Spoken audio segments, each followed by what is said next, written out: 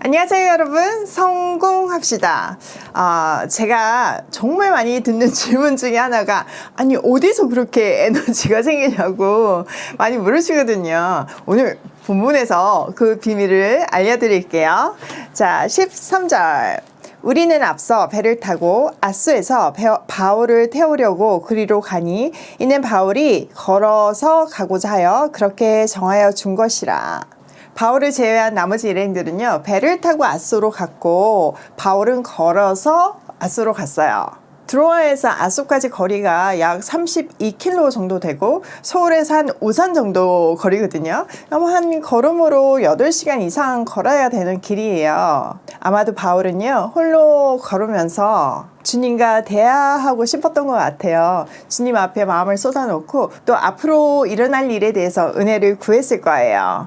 자, 14절. 바울이 앗소에서 우리를 만나니 우리가 배에 태우고 미둘레네로 가서 거기서 떠나 이튿날 기호 앞에 오고 그 이튿날 사무에 들르고 또 그 다음날 밀레도에 이르니라. 자, 그들은 앗소에서 다시 만나서 미둘레네로 갔고요. 기호, 사무를 거쳐서 밀레도에 도착했어요. 자, 16절. 바울이 아시아에서 지체하지 않기 위하여 에베소를 지나 배 타고 가기로 작정하였으니 이는 될 수 있는 대로 오순절 안에 예루살렘에 이르려고 급히 가밀어라. 바울이 아시아 지역에서 시간을 지체 안 하기로 결정을 했어요. 그래서 에베소를 지나서 항해 경로를 선택을 하는데요. 이 이유는 오순절까지는 예루살렘에 도착하기 위함이었어요.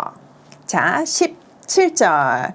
바울이 밀레도에서 사람을 에베소로 보내 교회 장로들을 청하니 오매 그들에게 말하되 아시아에 들어온 첫날부터 지금까지 내가 항상 여러분 가운데서 어떻게 행하였는지를 여러분도 아는 바니 곧 모든 겸손과 눈물이며 유대인의 관계로 말미암아 당한 시험을 참고 주를 섬긴 것과 유익한 것은 무엇이든지 공중 앞에서나 각 집에서나 거리낌 없이 여러분에게 전하여 가르치고 유대인과 헬라인들에게 하나님께 대한 회개야 우리 주 예수 그리스도께 대한 믿음을 증언한 것이라. 자, 바울이요, 밀레도로 에베소 교회 장로들을 불렀어요. 그리고 그들과 함께 했던 에베소 사역을 해고해요. 그곳에서 겸손과 많은 눈물로 주님을 섬겼고 그 가운데서 유대인의 음모로 덮친 온갖 시련을 언급해요. 이어서 어떤 상황 속에서도 유익한 것이면 주저함 없이 각 집에서나 대중 앞에서 공적으로 복음을 전했음을 말해요. 또 유대인에게나 헬라인에게나 라는 표현을 썼는데요. 이거는 모든 사람에게, 인종을 초월한 모든 사람에게 똑같이 회개하고 하나님께 돌아올 것과 주 예수를 믿을 것을 엄숙히 증언했다고 말하고 있어요. 자, 22절. 보라, 이제 나는 성령에 매여 예루살렘으로 가는데 거기서 무슨 일을 당하는지 알지 못하노라.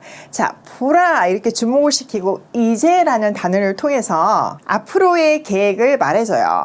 성령에 매여서 예루살렘으로 가는 길이지만 거기서 무슨 일을 당할지 자기는 알지 못한다고 얘기해요. 이 말을 통해서 그는 성령의 강권적인 인도하심으로 예루살렘으로 향하고 있음을 말해줘요. 자, 23절. 오직 성령이 각성에서 내게 증언하여 결박과 환난이 나를 기다린다 하시나 내가 달려갈 길과 주 예수께 받은 사명 곧 하나님의 은혜의 복음을 증언하는 일을 마치려 하면은 나의 생명조차 조금도 귀한 것으로 여기지 아니하노라. 그러면서 바울은 다만 내가 아는 것은 성령이 내게 알려주시는 것 뿐인데 어느 도시에서든 투옥과 환난이 나를 기다리고 있는 것을 압니다 라고 말하면서 성령이 인도하시는 이 길 끝에 투옥과 환난이 있음을 알고도 순종해서 가는 길임을 밝혀요. 그리고 그 유명한 구절을 말하죠. 24절 다시 한번 같이 읽어볼까요? 내가 달려갈 길과 주 예수께 받은 사명 곧 하나님의 은혜의 복음을 증언하는 일을 마치려 하면은 나의 생명조차 조금도 귀한 것으로 여기지 아니하노라. 죽으면 죽으리라 하는 비장함이 서려 있는 말이에요. 이 고백이 우리의 고백이 되길 소원해요. 바울은요, 이 마음으로 마지막 순간까지 달려요. 그의 유언과 같은 디모데후서 4장을 보면요, 나는 선한 싸움을 싸우고 나의 달려갈 길을 마치고 믿음을 지켰으니 라고 말해요. 그러면서 전제와 같이 부어진 그의 인생을 마치며 의로운 재판장이 예수님이 씌워줄 의의 면류관을 바라보고 있어요. 진짜 언제 봐도 감동스러운 구절이에요. 그리고 이 진심이 담긴 그의 순종하는 인생이 담긴 이 고백이 내 인생의 끝자리에서 할 수 있는 고백이 되기를 간절히 바라요. 여러분도 그러시죠? 요즘 저를 보면서 건강 걱정 많이 해주시더라고요. 뭐 사실 늘 그랬어요. 맞아요. 힘들죠. 육체적으로는 힘들어요. 그래서 건강하게 먹고 운동하면서 체력을 유지하려고 굉장히 노력하고 있어요. 또 한편으로는 생명은 주님의 소관이라 내가 아무리 노력해도 찌러지거나 늘어나지 않는다는 것을 알아요. 그렇지만 건강을 유지할 수 있는 기본 룰들을 지키고 있어요. 잘 먹고 잘 자고 잘 쉬고 이 기본기를 철저히 지키면서 또 온전히 나의 생명을 하나님께 맡기고 달려가고 있어요. 그런데요, 언제나 제가 느끼는 거는요, 제 육체에서 나는 에너지는 한계가 있지만 주님께서 늘 새 힘을 주시니 독수리가 날개쳐 오르듯이 달릴 수밖에 없어요. 저도 저한테서 나는 에너지를 보면 놀라워요. 하루를 돌아보면서 이 많은 일을 다 했단 말이야. 이런 감탄이 나와요. 주님이 하시지 않으면 제가 할 수 없는 일이죠. 또 하나는요, 신앙의 선배들을 보면 열정적으로 쓰임 받는 기간이 딱 정해져 있더라고요. 나이가 들어서 힘이 빠질 때는 달릴 수도 없더라고요. 달릴 수 있는 기간에는 열심히 달리고 나이가 더 들어서 힘이 빠지면 그때는 이제 걸으면서 하려고요. 내 삶의 모든 구간을 쏟아붓는 인생을 살고 싶어요. 우리 서로 응원하면서 주님 만날 그날까지 믿음으로 완주하기를 바라요. 자, 25절. 보라, 내가 여러분 중에 왕래하며 하나님의 나라를 전파하였으나 이제는 여러분이 내 얼굴을 다시 보지 못할 줄 아노라. 바울은요, 에베소 장로들에게 우리가 다시 보지 못할 것이라고 얘기해요. 이 말은 그가 아시아 사역 계획이 더 이상은 없다는 것을 얘기하죠. 그가 앞에서 언급했던 것 같이 그는 이제 로마 교회의 파송을 받아서 라틴어권 선교를 시작하려고 하고 있어요. 자, 26절. 그러므로 오늘 여러분에게 증언하거니와 모든 사람의 피에 대하여 내가 깨끗하니 이는 내가 꺼리지 않고 하나님의 뜻을 다 여러분에게 전하였습니다. 왜 이렇게 눈물이 나나 모르겠어요. 바울의 이 마음이 정말 너무나 절절하게 느껴지는 것 같아요. 바울은요, 이 에베소 장로들에게 마지막이란 마음으로 엄숙하게 증언해요. 에베소 교회에 누가 구원받지 못하는 일이 있더라도 자기는 책임이 없다는 거죠. 왜냐하면은 지금 그 주어진 3년의 시간 동안 주저함 없이 하나님의 모든 경륜을 전했기 때문이에요. 말씀 교육에 올인했음을 알 수 있어요. 자, 28절.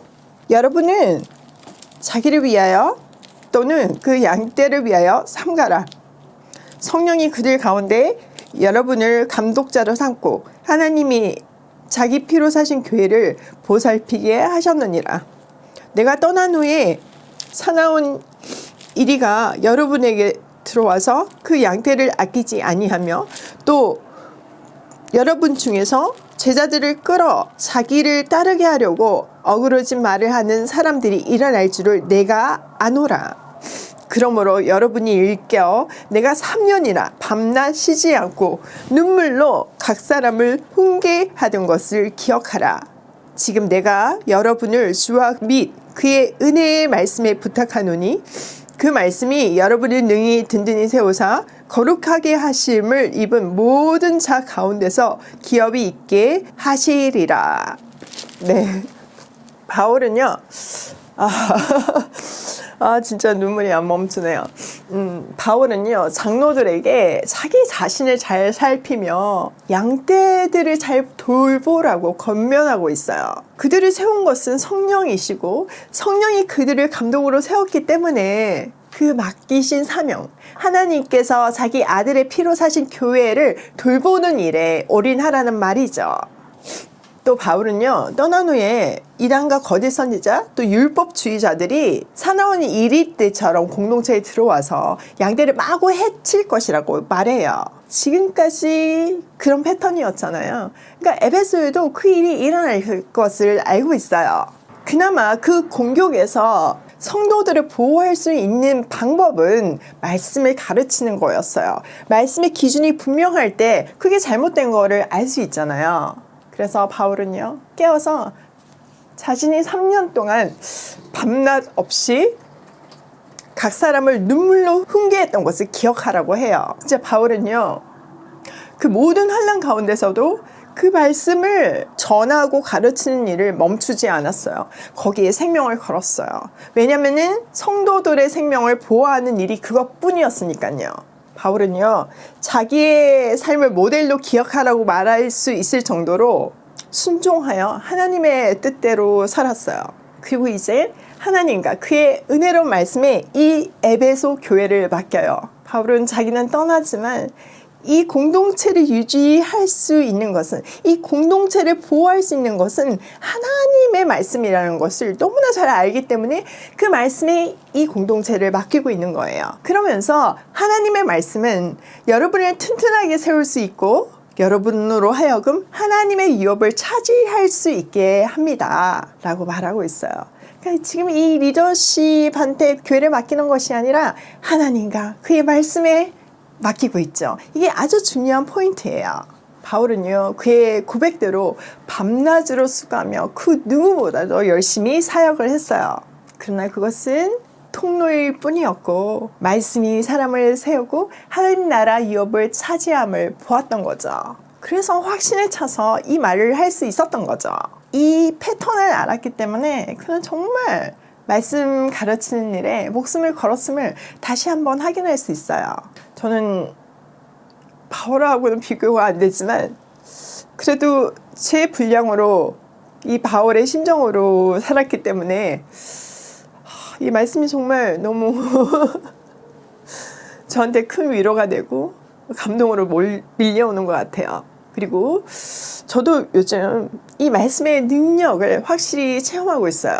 저는 하나님을 만난 후 세상적으로는 망하는 인생을 살아왔어요. 또 저는 뭐 유명한 사람도 아니고 세상적으로 내세울 것이 하나도 없는 사람이에요. 그냥 평범한 사람이에요. 아무것도 아닌 제가 말씀 전하기를 포기하지 않았을 때, 그 전한 말씀을 통해서 놀라운 일이 벌어지는 것을 보며 말씀의 능력을 눈으로 똑똑히 보고 있어요. 여러분들이야말로 증인이지 않나요? 저야말로 제가 여러분들을 일일이 다 만날 수도 없고 주님과 말씀에 여러분을 맡길 수밖에 없잖아요.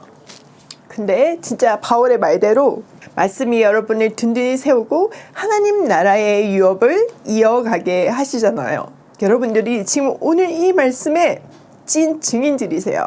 그래서 요즘 저는요, 저를 세상적으로 망하게 하시고 낮추고 또 낮추신 하나님을 더 진심으로 감사하고 찬양하게 되었어요. 저의 아무것도 아님을 통해서 주님의 영광이 더 선명하게 드러나는 것이 너무나 감격스러워요. 자, 33절.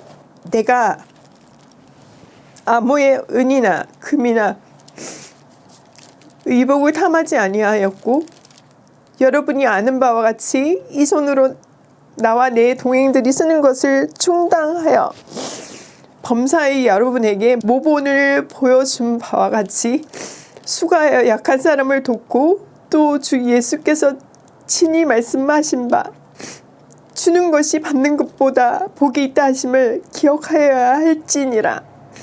이 말을 한 후에 무릎을 꿇고 그 모든 사람들과 함께 기도하니 다 크게 울며 바울의 목을 안고 입을 맞추고 다시 그의 얼굴을 보지 못하리라 한 말로 말미암아 더욱 근심하고 배에까지 그를 전송하니라.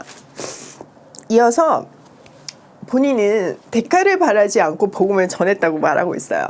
에베소 지금 교회 사람들은 바울이 어떻게 사역했는지 다 봤거든요.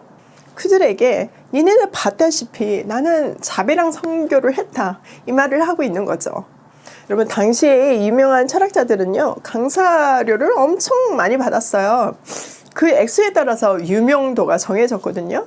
그런데 세상법을 따르지 않고 바울은요 강사료를 안 받았어요. 그것 때문에 오해가 생겨서 가짜다, 돈을 안 받는 걸 봐도 능력이 없음을 알 수 있다, 가짜다, 이런 소문이 고린도 교회에 퍼졌잖아요. 십자가의 길에는 언제나 이런 억울함이 종합 선물 세트로 포함되어 있죠. 또 바울은 모든 일에 에베소 교회에서 신앙의 본을 보였다고 당당하게 말하고 있어요. 힘써서 일해서 약한 사람들을 도와주는 것은 마땅하다고 해요. 왜냐하면 주님께서 친히 주는 것보다 받는 것이 더 복이 있다고 하셨기 때문이죠. 그것을 명심하라고 권면해요.